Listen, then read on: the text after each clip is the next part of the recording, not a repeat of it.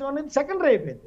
ఇక్కడ వీళ్ళు కుక్కల విద్యాసాగర్ కేసును హైలైట్ చేయడం ద్వారా ఈ ముగ్గురు కూడా నన్ను వేధించారు, మానసికంగా వేధించారు, శారీరకంగా వేధించారు, మా తల్లిదండ్రుల్ని బెదిరించడం ద్వారా నన్ను బెదిరించారు, నా తల్లిదండ్రులు అనారోగ్యానికి గురయ్యారు, నన్ను అకారణంగా 40 రోజులు ఇవన్నీ ఓకే కానీ నేను అడిగిన ప్రశ్నకి నేరుగా సమాధానం సజ్జన్ జిందాల్ని ఎందుకు వదిలేశారు? అదే సజ్జన్ జిందాల్ నెక్స్ట్ ఇప్పుడు కాన్సన్ట్రేషన్ ప్రశాంతి రాయ్ గారు చేస్తుంది ఏంటంటే అసలు సజ్జన్ జిందాల్ ఒత్తిడి ఏ మేరకు ఉంది, ప్రభుత్వంలో ఎవరు పెద్దలతో ఒత్తిడి చేయించారు ఏంటి అనేది ప్రశాంతి రాయ్ గారు నెక్స్ట్ కాన్సన్ట్రేట్ చేస్తా ఉన్నారు. దీనికి డీజీపీ గారు కూడా ఆ ప్రశాంతి రాయ్కి సపోర్ట్గా ఇంకొద్దిగా ఐపీఎస్ అధికారులను కూడా ఏమైనా సపోర్ట్గా ఆమెను పంపించాలా ఏంటి అనేది కూడా ప్రస్తుతం ఇంకా నిర్ణయం దశలో ఉంది. దానికి రైట్, బాల్కోటే గారు మాట్లాడతారు. బాల్కోటే గారు వాసుదేవ్ గారు, సజ్జల్ జిందా గారిని ఎందుకు ప్రశ్నించాలనేది మీ ప్రశ్న. నేను ఒక మాట చెప్తున్నాను. ఈ కేసులో ఉన్న కాదంబరి కంప్లైంట్, స్రవంతి ఆఫీసర్ చేసిన దర్యాప్తు రిపోర్టు, వాళ్ళు పెట్టిన కేసు, నేను ఈ కేసులో ఉన్న కాగితాల్లో ఉన్న కాన్సెప్ట్ చెప్తున్నా, కేసు నుంచి బయటకు వచ్చి జరిగిన వాస్తవాలు చెప్తాను.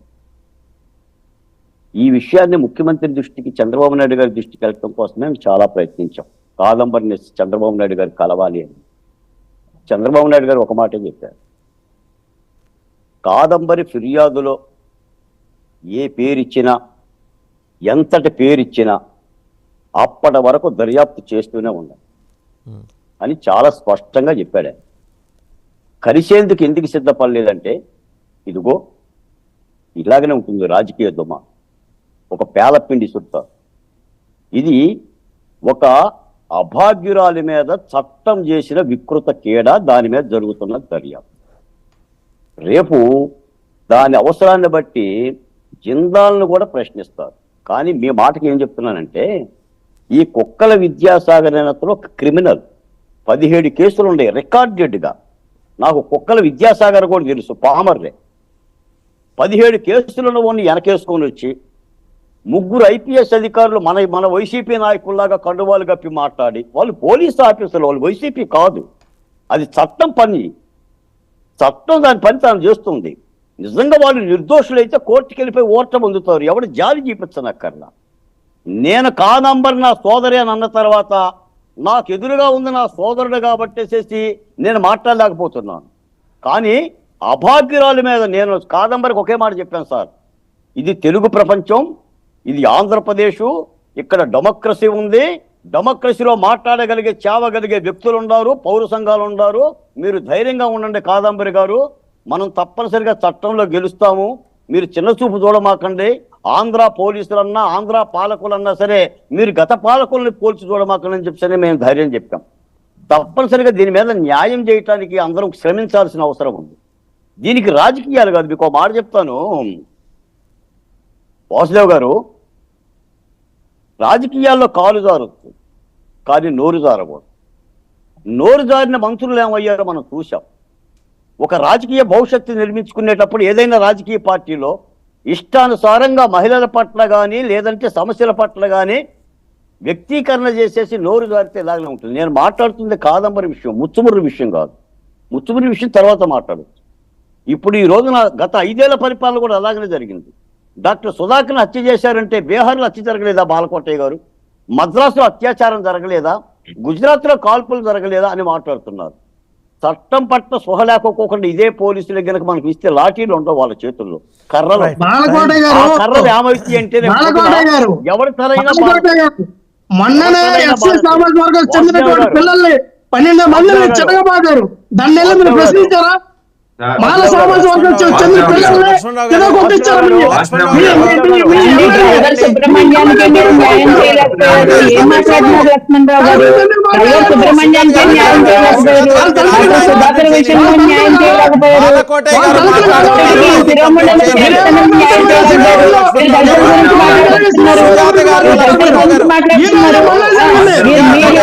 దళితులకి అత్యంత దాడి జరిగింది ప్రభుత్వంలో. మీరు ఎలా మాట్లాడుతున్నారు లక్ష్మణరావు గారు? ఇది మాట్లాడడానికి అర్థం ఉండదు కదా. 17 కేసులు చట్టం మీద క్యారెక్టర్ మీద మీరు అసెస్మెంట్ కాదంబరి క్యారెక్టర్ మీరే డిసైడ్ చేస్తారు. 17 కేసులు చంపేసుకొస్తారు మీరు. మీ ఎమ్మెల్యే ఎవరైతే రాజమండ్రి ఎమ్మెల్యే ఉన్నాడు, వాసుదేవన్ గారు రాజమండ్రి ఎమ్మెల్యే బాలకోటయ్య గారు దళితులకి కేటాయించినటువంటి ఒక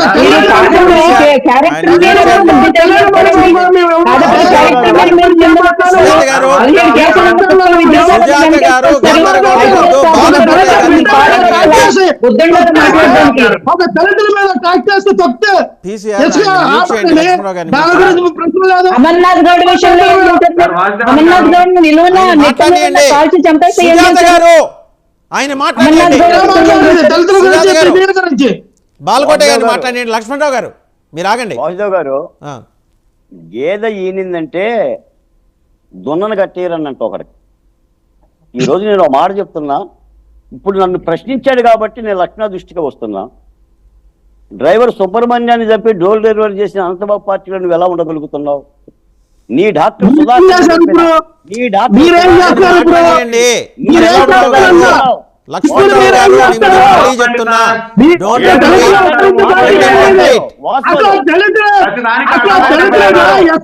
ఎవరు పుట్టాలి ఎవరు పుట్టాలి లాంటి పార్టీలో మీరు ఎలా సపోర్ట్ చేస్తారు? మీరు చంద్రబాబు నాయుడు ఎలా సపోర్ట్ చేస్తారు? మీరు దళితులుగా ఎవరైనా పుట్టాలనుకుంటారా?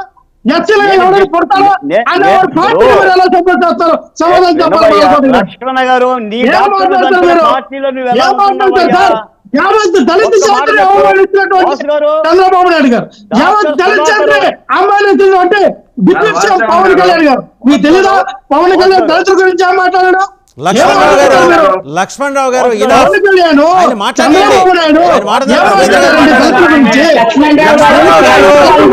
ప్రతిసారి చూడండి అసహ్యంగా ఉంటుంది. దానికి క్యాష్ ఎందుకు తీసుకొస్తున్నారు మీరు? పవన్ కళ్యాణ్ గారి గురించి మాట్లాడండి. నోరు అర్జున పెట్టుకుని మాట్లాడండి.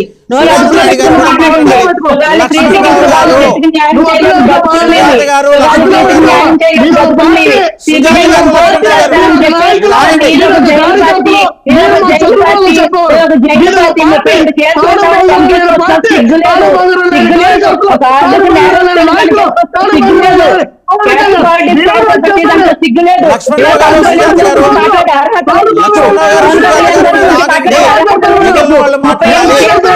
మిగిలిన వాళ్ళు మాట్లాడాలి.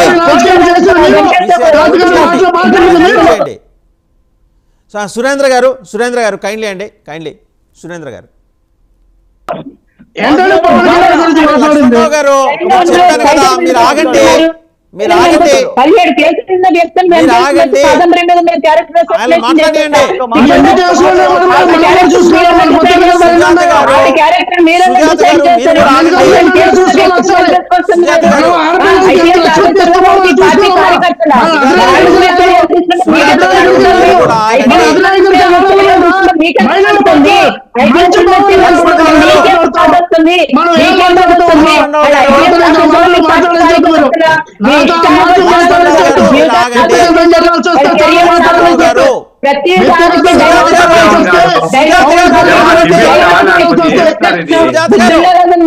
సుజాత గారు మీరు ఆగండి.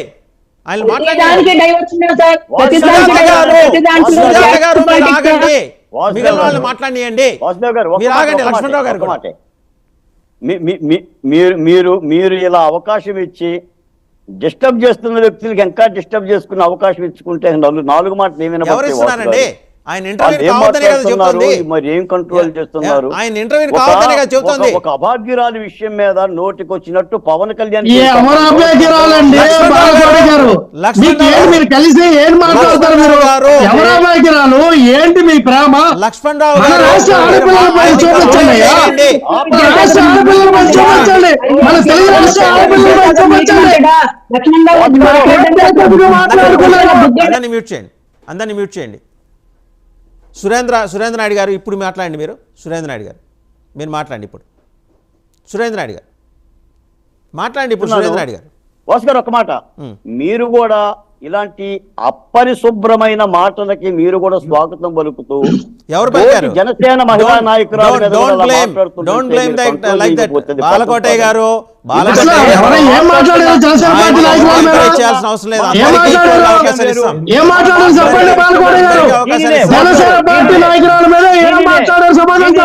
పవన్ కళ్యాణ్ గారి గురించి